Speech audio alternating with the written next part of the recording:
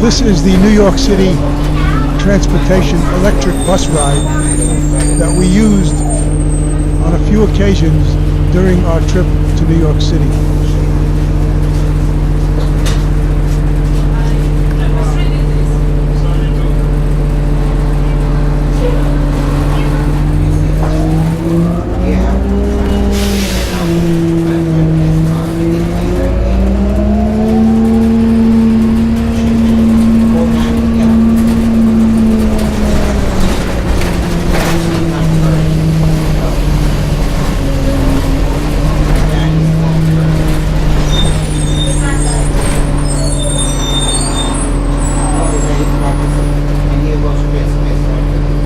Hi everyone, thank you for coming. It is my honor to introduce Judge Stuart Nam. He was a Suffolk County judge for 16 years. He was dubbed in the Hollywood Reporter as one of the Serpico judges, and by his detractors as the hanging judge. As the Serpico judge. And Maximum Stu for his willingness to frequently hand out the maximum 25-year to life sentence for intentional murder convictions. As a result of speaking out against corruption and malfeasance on the part of the Suffolk County Police Department and District Attorney's offices, he was denied renomination by his own party. Judge Nam's recent book, A Whistleblower's Lament, The Perverted Pursuit of Justice in the State of New York, is a compelling personal account of his life in the law and politics and the events that brought it to an end. And from what I'm told is skyrocketing to the top of the lists on Amazon.com right now. And he was the first recipient of the Thurgood Marshall Award from the National Association of Criminal Defense Lawyers. And he's a lifetime member of the NAACP. And he was recently profiled in Newsday, and you can look for him as there are more stories to come. And I will let Judge Nam handle the rest from here. Thank you. Good evening. Just to introduce myself to you and tell you I have a couple of disappointments. The first disappointment is finding out that I'm competing with Ariana Huffington tonight. And the second disappointment is I wish I would have had a bigger crowd, to be honest with you. Why? Because I think you'll learn more about the practice of criminal law tonight than you may in your entire criminal law class. First of all, my book is about a whistleblower, because I was a whistleblower.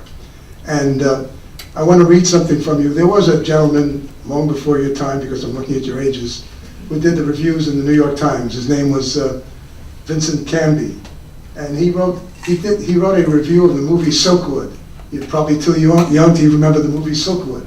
But that was about a whistleblower involving an oil company in Oklahoma. And what he's had to say about a whistleblower is this. He said, the cost of conscience, permanent anonymity. This says something about our gut reaction to people who, for one reason or another, blow the whistle on former friends, stool pigeons or heroes. Depending on the circumstances, there should be no doubt.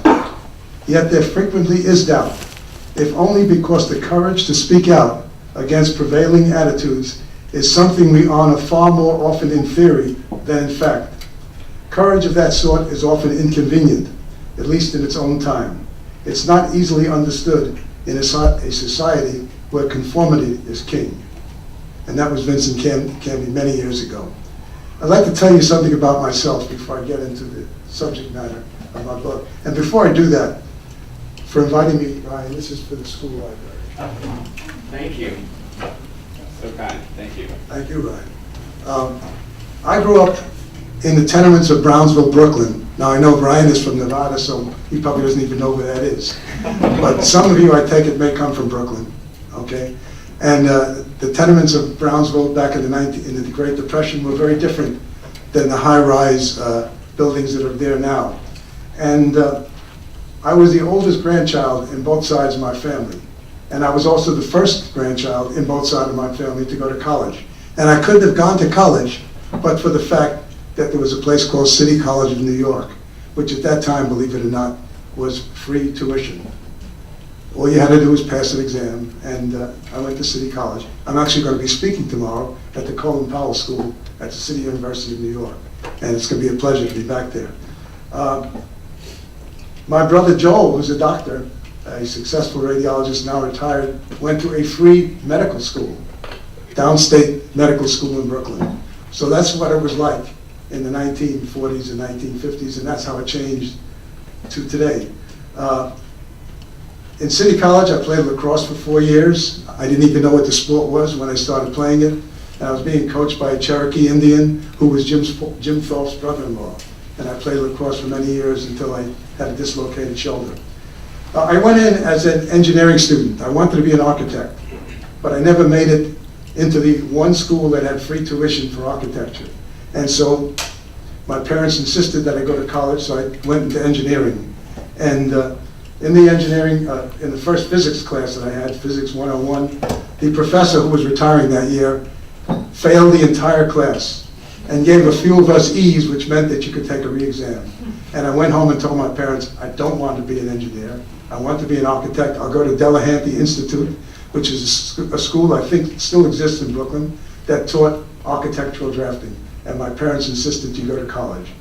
Well, while I was in college, I switched to liberal arts because the English teacher said I had good writing skills. And I started to have an interest in the law. And at that time at City College, they had a course called, it was an interdisciplinary course of study. You didn't have to take a major. You just got particular courses that related to the law, like penology, like evidence. And while in law school, I had a girlfriend. In those days, people married very young. And at 17, I had a girlfriend. She was 16. And we were poor kids. She came from East New York and Brooklyn. I came from Brownsville. She came from the tenements. But we'd go out on a Saturday night, and the Saturday night date would be for a nickel. That's what the subway cost in those days. For 5 cents, we would take the subway from Pennsylvania Avenue Station in East New York to 100 Court Street. If anybody has ever been there, 100 Court Street is the magistrate's court in Manhattan. And I would have a notebook with me, and I would take notes thinking that a magistrate was some great judge. I didn't even know what a magistrate did. All I knew was I found out that he arraigned drunks and whoever they brought in the middle of the night. And for another nickel, we would then take the subway to South Ferry. For another nickel, we would get on the South Ferry, and we'd have a cruise across to Staten Island and back, past Governor's Island, past Bedloe's Island, and then for another nickel back to Brooklyn. So you can see I was not a very wealthy kid. I got married while I was in college in senior Christmas recess. And while I was in college, the Korean War was on. And knowing that I was going to be drafted if I didn't do this, I decided to join the ROTC. And so I knew that when I got out of college, I wasn't going to be a buck private, I would be a lieutenant. And I graduated City College. The war had ended. The war ended actually in 1953. I graduated from City College in 1955. But I immediately was shipped out to Fort Benning, Georgia, and then I went to Ranger School and I became an Army Ranger. And from there, I was shipped to Korea, and I spent 16 months in Korea initially as a rifle platoon leader. And as a rifle platoon leader, periodically, as an officer, you would be assigned to represent a defendant in a special court-martial. Now, if it's a general court-martial, the Judge Advocate General Court represents them. But if it's a special court-martial, which would be a minor offense, somebody who's not a lawyer is assigned to represent them. And I was assigned 2 cases back to back, and I got acquittals. And I can't recall what the nature of the charges were. I think one was falling asleep while on guard duty. And I got called in by the colonel, and he said to me, "Lieutenant, I heard that you just got 2 not guilty judgments in 2 consecutive special courts." I said, "Yes, Colonel." He said, "Well, don't you know that these guys are guilty before they go in, and they're not supposed to be acquitted?" I said, "Look, I did the job I was assigned to do." And he said to me, "Okay, from now on, you're going to be Assistant Regimental S1 in charge of courts and boards." So for the last year of my 16 months in Korea, I spent my whole time working. My law assistant had already graduated from law school. I had not gone to law school. I applied to law school while I was in Korea. And within 2 weeks after I arrived home from Korea in September of 1957, I was already married because I got married Christmas time. I went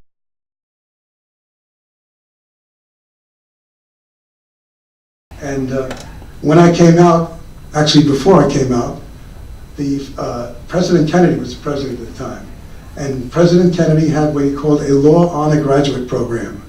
And so they sent out people from law schools to interview people that they considered to be an honor graduate, will be an honor graduate. I was lucky to be one of them. I was interviewed by the Federal Trade Commission and the National Labor Relations Board. And I could have gone to work in Washington, but we didn't want to leave New York. We were New York kids. And I ended up working for the Federal Trade Commission for 5 years. And our family began to grow. 2 of my sons were born while I was in law school. My daughter was born right after I left law school. And we decided to move to Long Island. And at that time, some of you may have heard of Levittown, I'm sure. And there was Levitt, the same company that built Levittown, was building a development in Suffolk County, New York, which is the east end of Long Island. And we bought a home there. And the trip from New York, and I was practicing then in the United States Courthouse, that's where the Federal Trade Commission was 2.5 hours each way. And I just couldn't do it. So I decided to go into private practice. And it turned out the man that I was going to practice with said to me, well, I need you, I need a young lawyer to work with me. And he was as young, probably even a little younger than me, but he was well off. And he said to me, if you don't mind, I'm going to become partners with a gentleman who is going to be the Democratic county leader in town of Brookhaven, which is one of the 5 western towns of Suffolk County. I said, well, I don't mind. It's not, if that's what you want to do, fine. And so for a year, they were partners and I worked for them for a year. And I was the guy who spent all the time in the court. But while I was there, I would tell Dominic, not because I knew anything would ever happen, I said to him, like I'm telling you, having been in courts, loving what I saw in a court, I wanted to be a judge someday. And he just listened to me, and he was a real politician.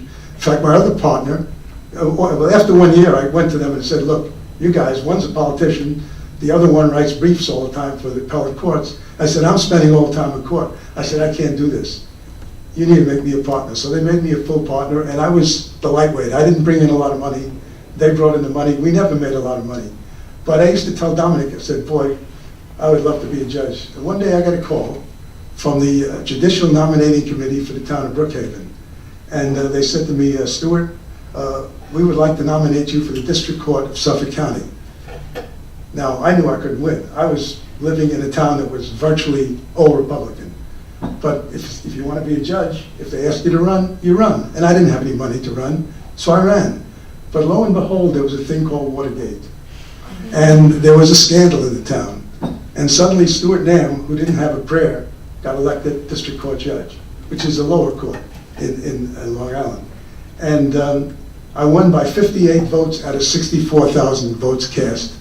And I didn't know whether I was going to be a judge on December 30th until they finally certified that I had won the election. So I didn't know whether I was going to be practicing law on December 2nd or going to be a judge. So I spent 6 years in the district court, which is the court that handles not felonies, they handle misdemeanors, but they handle felonies in the sense if somebody gets arrested for a felony, even murder, they come before a district court judge for arraignment and also for the possibility of a pre-trial hearing. And so I got a reputation of being a little tough. The reason I was tough was I grew up as a kid. I had a cop on the corner. I was a safety guard when I was in 5th grade. I respected cops. I respected what they had to say. And when I was running, we'd stand in front of a supermarket, my son and I, and his friend, and people would walk up to me, and this was right after the 60s. And they say, you're going to be like every other judge? You're going to be, is it going to be a revolving door system of justice in your courtroom? And I said, no, I'll be a good judge, and I'll represent the people. In fact, I ran as the people's judge. So I was tough. And during my 6-year term as a district court judge, somebody who I never met, who was an assistant district attorney, came up to me in the street. He said to me, Judge, my people love you. We understand you're going to run for family court. We'd like to support you. I said, I'll take anybody's support. And I was supported by the police. And at the end of this, I lost that election because there was no way I could win. And at the end of 6 years, I ran for re-election. Now, when I ran for re-election, after 6 years as a judge, Mickey Mouse could have run against me because Ronald Reagan was now president. The town had reverted back to its conservative roots, and I was unknown. Virtually nobody knows who the judges are. They really don't. It's a name, and usually if somebody votes for a judge, they vote the party line, or they don't vote at all. So I lost. And I loved being a judge. I did not want to go back to practicing law. So I went to see my former law partner, who at that time now was the county Democratic chairman. I said, Dominic, I don't want to practice law again. He says, oh, you damn judges, you never do it. When you weren't a judge, you helped the party, but now you don't do a damn thing. I never helped the party because I was his partner and I didn't have to buy a table at the dinner. I would go there with my wife as Dominic's guest. And fortunately for me, Dominic had a heart attack. And the gentleman who was his assistant, county leader, decided there was going to be a race for county court judge. There was a vacancy. And he decided to put my name in to the governor's office to be considered for the vacancy, which meant I'd have to run again in November and probably lose. And I was found well qualified, and I went before a bipartisan group of individuals who were not all lawyers, and they were looking at your credentials as a judge. And I was found well qualified, and Governor Ucari appointed me to the county court. Now I was moving up to a higher court. Now I was moving up to the court of highest criminal jurisdiction, handling felonies, which was the county court. Now the Supreme Court also has jurisdiction over felonies in New York State, but in Suffolk County, the county court handled all the felonies. The Supreme Court just handled civil trials. And I would have to run in November, and I knew I was going to lose. There was no way I could win in the county. But I was very lucky. That year, the New York State Legislature decided to create new judgeships. And as some of you from New York may know, for years, and I live in North Carolina now, so I'm not really sure what it's like right now, but for many years, one house, the Senate, was Republican, and the other house, the Assembly, was Democrat. And so they agreed that they needed new judges in the state of New York, but they weren't going to appoint judges unless everybody had a cross endorsement, meaning that now you would be running on both lines, Democrat and Republican. And so I lucked out. And I was elected with cross endorsement. I didn't have to spend a penny, and I became a county court judge. And as I said to the people who came and asked me, are you going to be like all these other judges, the revolving door system? No, I was a tough judge. In fact, as you probably know, until recently, New York State did not have the death penalty for intentional murder. And the maximum sentence was 25 years to life. And in my courtroom, they had a fair trial. In fact, I was a very activist judge. If I thought somebody wasn't defending somebody right, I would do some questioning. And I would hand out in a serious murder, intentional murder, where I believed the gentleman or woman had a fair trial. I had no hesitancy to hand out 25 years to life, because I felt, based upon our system of justice, compared to what was going on in many other states, which had capital punishment, 25 years to life was not excessive for somebody convicted of intentional murder. And I saw some bad murder cases. And so I developed a nickname. I was being called, it was behind my back, I didn't know about it till afterwards, but I would be called Hanging Stu, or Maximum Stu, the hanging judge. And in fact, the other judges who were in the county court, and we met once a month for lunch, would make fun of me. They would call me that name. And I think because I was only one of 3 judges handling homicides, and that came about because I wasn't in the court long when the administrative judge, who had been a very tough criminal court judge before, said he would want to assign me to be one of the 3 judges handling homicides in Suffolk County. He said, would you like that job? To me, that was, that's the ultimate as a criminal court lawyer, as a criminal court judge. And so yes, I jumped at it, and I was one of the 3 judges handling homicides. So I would get homicide cases, and most cases that were homicide, the same police officers came in, or detectives, because they have a homicide squad, and the same district attorneys would be trying the case because they were in the major offense bureau of the homicide of the district attorney's office. And I believed them at first. We would have hearings, and frankly, I'll be honest with you, I would give a lot of credence to what a police officer said. I was brought up to think that police officers don't lie, and that's the way I was. Well, then I got a case, and this is all in my book, and this is the case I call my eye-opener. I had a case of a young black boy who was charged with attempted murder of a police officer. Now, attempted murder of a police officer is equivalent to murder in the state of New York. And he had no money, so, and in that type of capital case, legal aid does not handle the case. The judge assigns an attorney to represent the defendant. And I had gone to law school with a African-American man named Pete Newman, who sat behind me through my 4 years at law school at Brooklyn Law. And Pete Newman was practicing in Suffolk County. And so I called up Pete, or I had my law secretary call Pete, and I said I'd like to assign him to this case. And I knew he was a damn good lawyer. And he took the case. And the first thing he did when he came in, and this is why I call this my eye-opener, he challenged the jury panel in Suffolk County on the grounds that young black males between the ages of 18 and 21 are never selected for jury, and he could not get a fair trial. And then, when the hearing started, and we had to hold a hearing, several assistant district attorneys came in to testify. And every one of them, we already knew the statistics of how many young black males there were in Suffolk County. And 3 assistant district attorneys, all who were top-notch major offense attorneys, all testified that in every 1 out of every 3 jury selection panels, there was a young black male between the ages of 18 and 21. Now, I had already tried 7 or 8 homicide cases by that time. I had never seen one. And Pete Newman, who was a very good lawyer, and I just spoke to him, he lives in Florida now, he went out in the hallway, just brought in 3 or 4 defense attorneys, one of whom was previously the district attorney of Suffolk County. And they all testified, as I knew, that they'd never seen a young black male in a jury panel. And so I was about to rule that the defendant was not going to get a fair trial and could not get a fair trial in Suffolk County. However, in the research, and my law assistant and I did the research, we found that the Supreme Court of the United States had found that youths between the ages of 18 and 21 are not what's known as a recognizable group. And if you're not a recognizable group, it's not illegal to exclude you. We also found out that the Commissioner of Jurors, when he was soliciting young people, and they would solicit them from high school, could only send his letter out to the white high schools, but never send a solicitation letter out to the communities like Wyandanch, Deer Park, Islip, where the black communities were. And so there was no reason for there to be blacks. Ordinarily, there are less African Americans on juries than there are white people, because most African American people are not professional.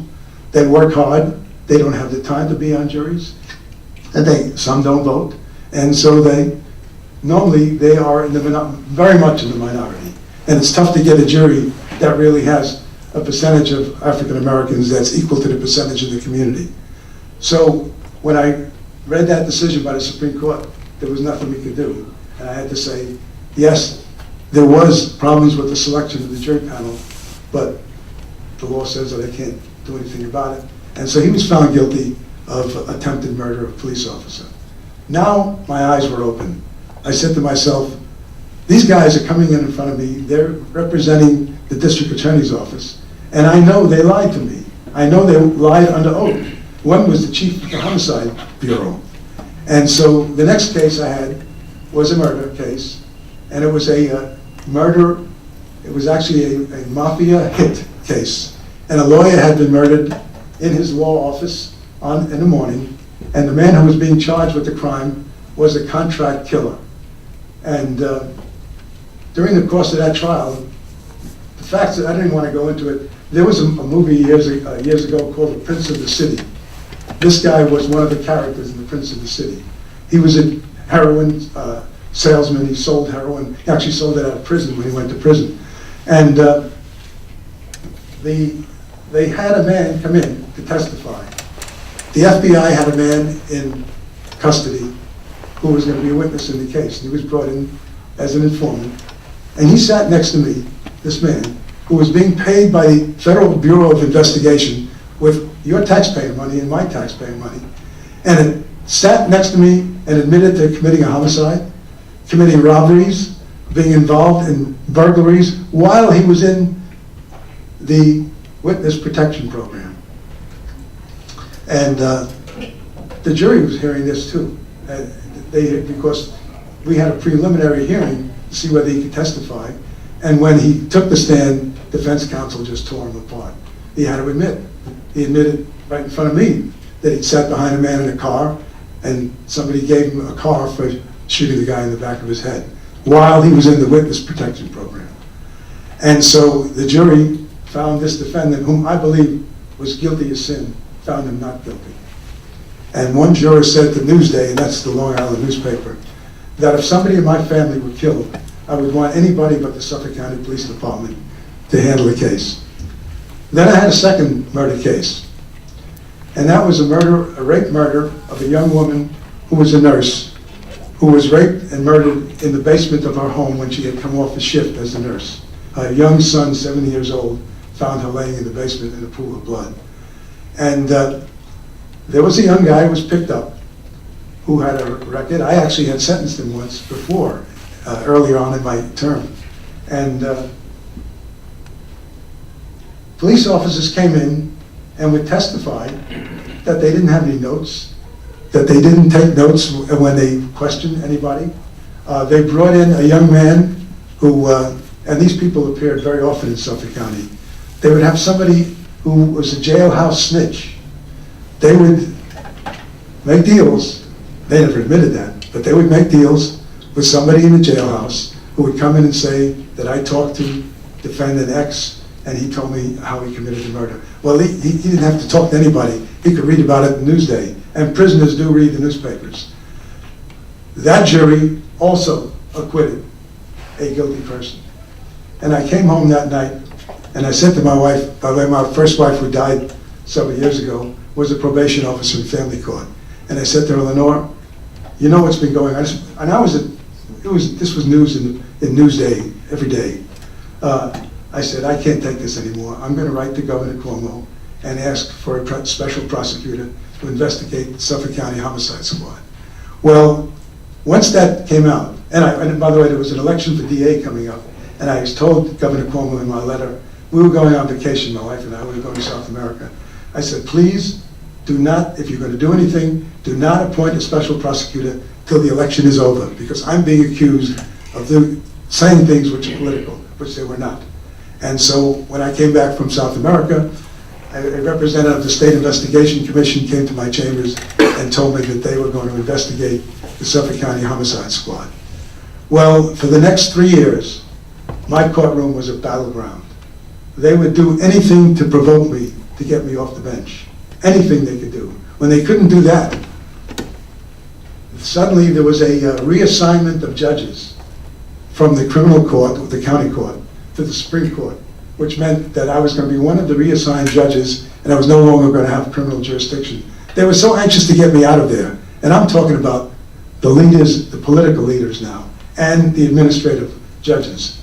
And that I had to try a major felony, a major murder or rape case by a man that was known as the South Shore Rapist, who had raped a girl of 7 and a woman of 71 and several others in between.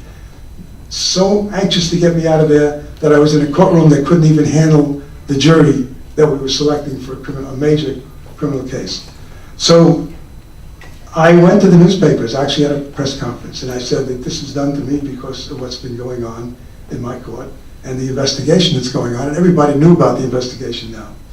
And finally, after 2 years, the New York Times and Newsday wrote editorials saying that Judge Nam needs to be put back into the criminal court. And I was put back into the criminal court. Now, I was reaching very close to the end of my term, a 10-year term, and I would begin to hear rumors. Lawyers, you know, judges talk to lawyers. We have friends. I mean, they come in just to socially say hello. And I was hearing from lawyers that I wasn't going to be nominated. I'm not going to be renominated. And I said, how can this be? As my partner now had become the New York State Democratic chairman and was still the county chairman. I said, Dominic and I practiced 10 years together. I used to refer to him as my brother. They said, Judge, I'm telling you, you're not going to get nominated. So I started calling my former law partner on the telephone, and he wouldn't answer the phone. Now, in all the years that I knew him, he never did not answer the phone. Then I read in the newspaper one day after the judicial convention, which is the way they nominate judges, that I was not nominated. And he made a deal. My former law partner, who I referred to as my brother when I was sworn in first as a judge, made a deal with the Republican Party because the Democratic Party could not elect anybody in Suffolk County, that in exchange for not renominating me, the Democratic Party would get 3 county court judges and mine in exchange for not renominating me. And so I was not renominated. There were people who asked me to stay around. There was going to be a district attorney's race the next year. And I went home and talked to my wife and my children. I have 3 children. And my son said to me, and he's very smart, he's the one who's working with my publicist now. He said to me, "Daddy, if you stay here, they're going to kill you." And we decided it was time to leave. So I've been living in North Carolina for 21 years now. And I've a very different life. I've never practiced law. I intended to practice law in North Carolina. By the way, I get chills when I tell the story. I just couldn't fathom myself being in the law after what had been done to me. I felt I had done the right thing as a judge, and this is what happens to judges who do the right thing.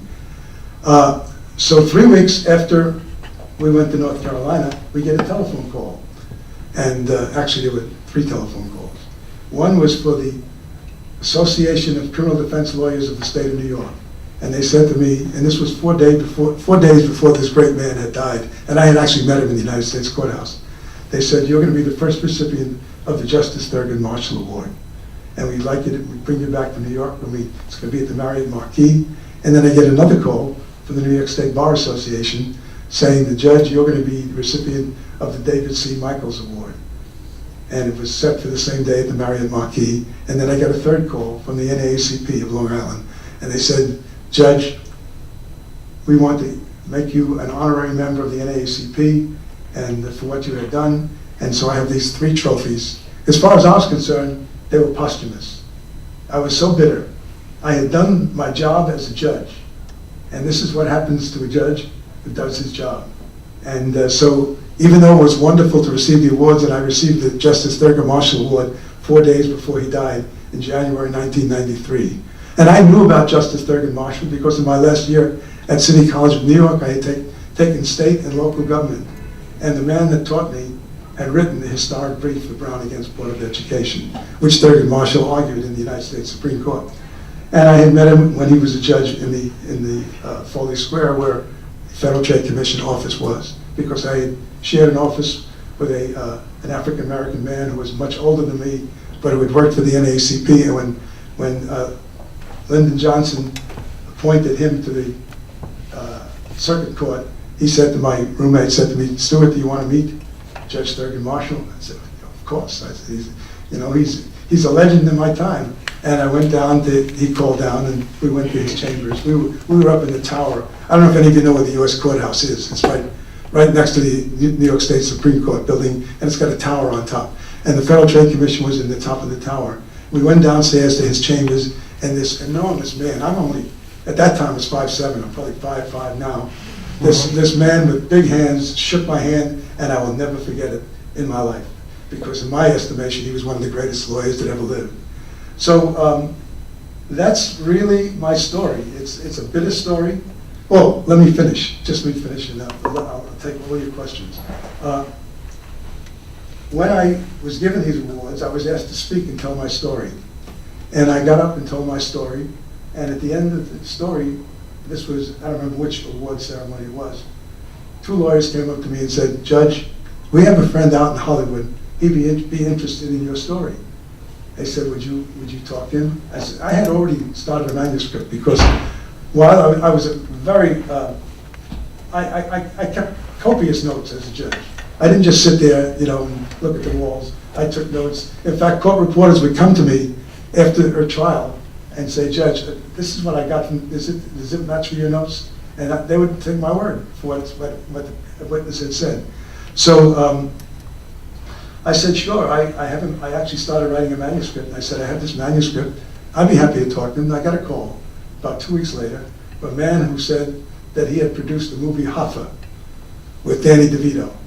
And he said, "Judge, we'd like to bring you out to Hollywood and sign an option, take an option on your life. Do a fictionalized version of your story."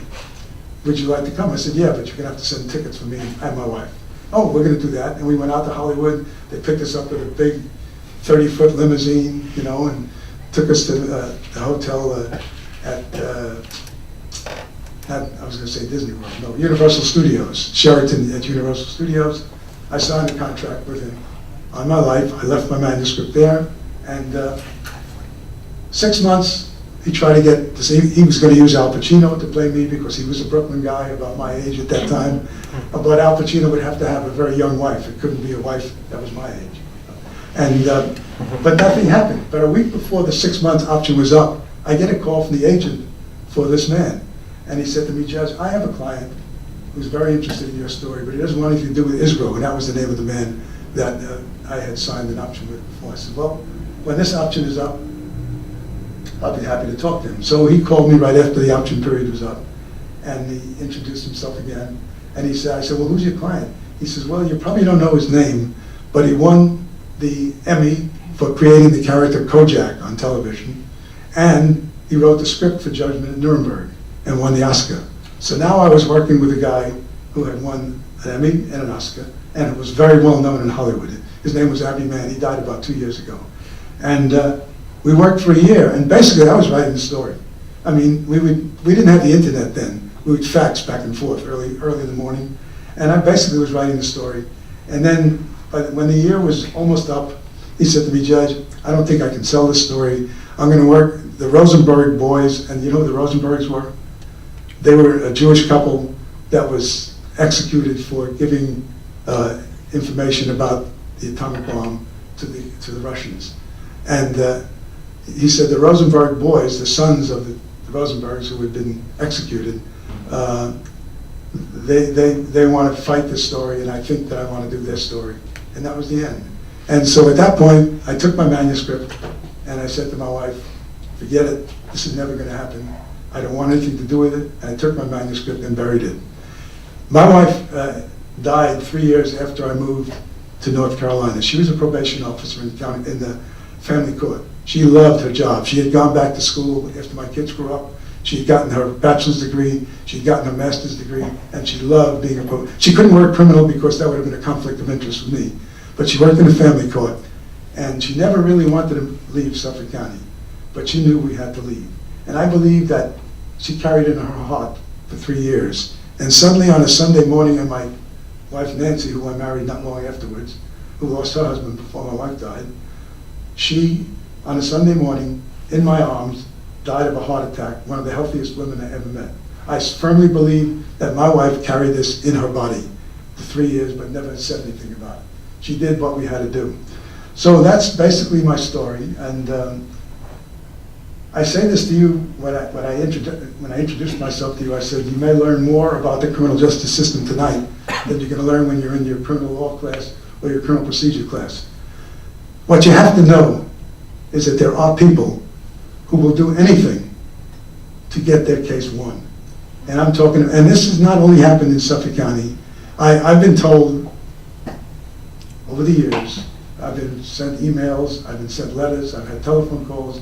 People tell me that Judge, by the way, I didn't tell you this, as a result of the investigation, which lasted 3 years, the entire homicide squad either resigned or retired. The district attorney stepped down. He was not allowed to run for re-election. The chief of police, the police commissioner, all resigned. The county executive resigned, and I had done this. And so it all seemed to have changed. But people have been writing to me for years, and they know who I am because my name's on Google, and there's all kinds of stories about me. And they say, Judge, things have never changed, and they're probably worse. And ironically, the DAs that I'm telling you about before are now judges in Suffolk County. So the moral of this story is, if you're going to practice criminal law, and I don't know how many of you ever intend to do that, you need to keep your eyes and your ears open, because you're going to see and hear things that you could never, being in law school, would never have thought could happen in the criminal justice system. And so I am a bitter old man, I guess I am. They just did a major story about me in Newsday about my book. And I have two real disappointments tonight. Number one, that I'm conflicting with Arianna Huffington, who I think is having something going on right now. And number two, that this is a very small group.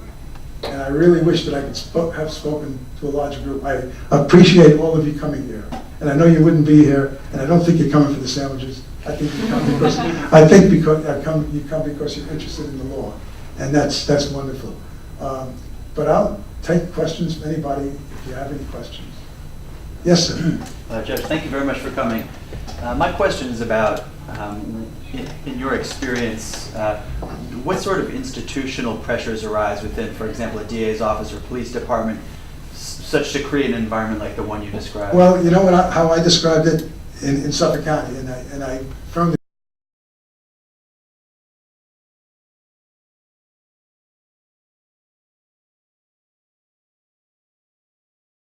was in Suffolk County. The system was the dog was leading the man. The man was the DA, but the dog were the police officers, who, by the way, at that time were the highest paid police in the United States. And I read just the other day in Newsday, because I've been watching, they did a major story last week about my book, 2-page story. And I read a week before that detectives in Suffolk County, as of the new contract, are going to be earning $200,000 a year, plus overtime. That's outrageous. I mean, $200,000 for a police officer, you know, as good as they might be. But give me that question again, because I was sort of... Yeah, sure. It's about institutional pressures. Well, there's the pressure. The pressure is, in my case, I was appointed as a county court judge handling murders because the administrative judge, and I believe this, he never said it to me, believed that I was a tough judge like he was, and the DA probably consented to that. On top of that, my chambers were right next door. Let me let that go. It was right next door to Judge Stark's chambers, and every morning, and this I was a novice. I didn't know about heavy felony cases. Every morning he would meet with the chief trial attorney for the district attorney's office, and they would decide who was going to try, what judge was going to try what case. Okay, and they knew I was tough, and they probably are the ones who asked that I be made one of the 3 judges trying homicides. So, in the case of Suffolk County, and I like to say that it was really the dog that was pulling his master along. It was the cops. The day that before the jury came in the third murder case or second murder case that I talked about, the jury was out and they were sequestered, meaning that they weren't going home. I was heading out from the courthouse, and I was heading to I had a little Toyota cell at that time. And as I walked to my car, somebody yelled out, "Hey, Stu, you lose," and barking like a dog. And I looked up into the building, and it was a relatively new courthouse at that time. On the 3rd floor, there was an open window. Of course, the building was all windows were sealed. And I knew that on that floor was the district attorney's office. And I also knew, from my experience, because they were always there for the trial, that the police arresting officers always stayed in the DA's office during the trial in case they had to help the DA with something about the case. And I ran inside and I grabbed the court clerk and I said, "I want you to bring," I won't mention the name, "the assistant district attorney who was trying my case downstairs. I want to talk to him." And he came down in my chambers. And by the way, there was a big scratch along the side of my car. It was a relatively new Toyota Tercel. Not a very luxurious car, but it was a good car. And I said, "Whose office has an open window on the 3rd floor?" And he said to me, "Judge, it's my room because they just painted my office and it's the only room that has an open window." I said, "Well, who's in your room?" "Oh, I wasn't in my room. I don't have any idea who was in my room, Judge." And I said, "I'm going to find out." And the next day I went home, and the next day I came in and I was raging, really raging. And it was in the newspapers. But the point is that these DAs, some of whom were very experienced, some who were less experienced, they were being told by the police and how to try a case. And if somebody didn't do what they ought to do as a police officer, they would accept that. It was as simple as that. It was the tail wagging the dog. And that's how I describe it in my book, actually. Anybody else got a question? Yes, miss. Thank you again for coming in. You've told us your tale about, whistleblowing, and you sort of felt defeated in some ways. Things haven't changed. So I'm wondering if you have any advice for young trial lawyers who may find themselves in a position where they see something that's going on. Maybe it's the judge, maybe it's the DA or defense attorney, whoever it may be. What would you recommend? What do you think the best course of action? Well, I think the best course of action is to ask for be heard by the judge on the record and tell him what you think is going on. And you cannot remain silent. That's the worst thing you can do for your client. They've got to know that you're in there representing a defendant, and you know that there are outrageous things taking place, and that somebody's got to do something about it. When this all happened to me, I went down, the State Investigation Commission, the investigators asked me whether there was another judge who they could speak to. And I said, well, there were 3 of us handling homicides. And one of them was a friend of mine. And I said, let me go down and talk to this guy. He's a real decent guy, he's a friend, because I was the only one talking to them. But there were 3 of us handling homicides, and there were other judges handling other felonies. I went down to see him, and I said to him, Harry, you know what's going on in my life? He said, yes, Stuart, I read the newspapers. I said, Harry, these people would like to talk to you. The same people are coming in front of you as are coming in front of me. We're all handling the homicides, and it's all a homicide squad. You know what his answer to me was? Stuart, I can't get involved. I have to run again next year. That was a decent, good person. So the actual thesis of my book is that until the system of electing trial judges in New York State and in the 9 other states which elect trial judges, including my state of North Carolina, changes, things will never change. Because if a judge has to know, or does know, that he has to come back to the political system when he has to run for re-election, he's going to keep quiet. Only if you're stupid like I am, you don't keep quiet. And that's the truth. That's the truth. They live in fear of the political system. And that's why so many states do not elect judges. Yes, ma'am. But if they don't elect them, then isn't it like elected officials who appoint them? Well, like in my case, when I was appointed to the county court, I had to go before the governor's committee. It was appointed by the governor. Yeah, he's a politician. But it was a committee not only of lawyers, it was a committee of citizens. And I really got the impression that these people were decent people, and they really wanted to make sure that I was qualified to be a judge of that court. No, that's not the same as politics. Let me tell you, I was never in politics. I was in an office which was political. And no, it's not the same. It's not the same. The man who replaced me on the county court, who got cross endorsement, was a supervisor of the town of Babylon, which is a town in Suffolk County. And the Republican Party wanted to get rid of him. He could not be found qualified. So the chief assistant district attorney and one of the former district attorneys went before the Bar Association after he was found unqualified and convinced the bar that this man should be found qualified, just so that he could come in there and get out of the town of Babylon and take my position. No, it's not the same. Believe me, there's no pure system. I'm not here to tell you that there's a pure system. It doesn't exist. But there are better ways, much better ways than this. There's the Missouri system where judges get elected the first time and then they come before the electorate to be retained or not retained. So there are a lot of different systems, and actually New York State is the exception to the way trial judges are elected. And I've seen politics. I was never involved in politics, but I was in a political office, and I know what politics is like. And one year, and it's in my book, one year, the Democratic Party had a very good candidate running for county executive in Suffolk County. Now, my partner was the county Democratic chairman. But on the ballot in that election were 3 potential Supreme Court justices. And judicial candidates appeared before the county executive on the ballot. Suddenly, Dominic forgot to put their names in. So the man who now ran for county executive was number 1 on the line, and he was elected county executive of Suffolk County. He said he had a lapse of memory. Dominic Barnell never had lapses of memory. But he was a shrewd politician, and he got the man he wanted elected. The 3 guys who were being nominated never appeared on the ballot. They appeared in Nassau County, because Nassau and Suffolk are the same same judicial district, but they couldn't get enough votes just in Nassau County to get elected. But he got his county executive. He always said to me, he said, you know, you guys who are judges, when you're lawyers, you do things for the party, but once you become a judge, you don't do anything. Well, you weren't supposed to do anything. The canons of judicial ethics did not allow you to do anything. But he was a pure politician.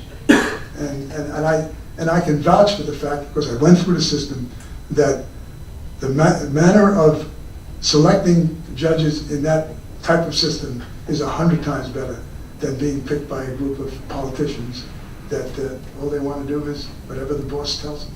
Whatever the leader says, if they have respect for the leader, and usually they do, they're going to just go along with the party line. Does anybody else have any questions? Some of you had a hand up before. I thought, no. Okay, let's have the next. Well, I appreciate you having me. I wish it was a bigger group, honestly, but it's warming me up for City University tomorrow. Thank you.